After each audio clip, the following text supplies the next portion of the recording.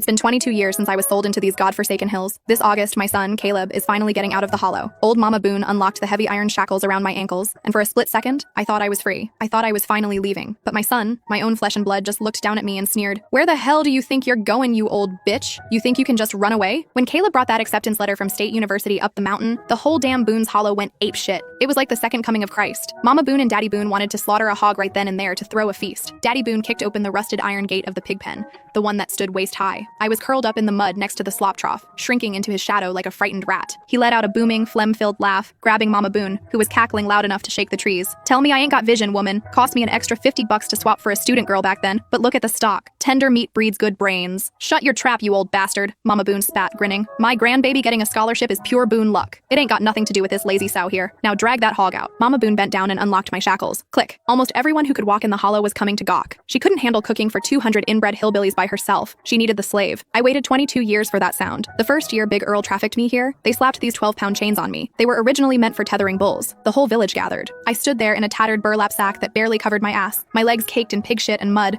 reeking of ammonia and decay. But today, my heart was pounding with a twisted kind of joy. Not because my son got into college, but because everyone in this godforsaken village was going to die. They should have been dead a long time ago. Underneath the pig trough, buried in the muck, was a stash of rat poison I'd been hoarding for over a year. I slept in the pig pen. I wasn't allowed in the house. My retard husband, Bubba, slept in the main house with his mommy and daddy, on the big communal pallet in the living room. Bubba fried his brain with a high fever when he was a kid. His mind stuck somewhere around 6 years old. No local girl would spread her legs for him, so they had to buy a womb from the outside. I pretended I needed to take a piss and shuffled back to the pig pen. The hog had already been dragged out. The Boones and the neighbors were gathered around, watching the slaughter like it was a spectator sport. Squelch. One clean slice to the throat. Daddy Boone held a rusty metal basin to catch the jet of hot blood. The pig screamed, thrashing and kicking in its final moments, spraying crimson filth all over the old couple. I watched them from the shadows, a cold sneer on my face. "You're the ones who should be bleeding." The rat poison was already in my hand. I slept in the shed with the pigs, surrounded by stacks of corn sacks and seeds.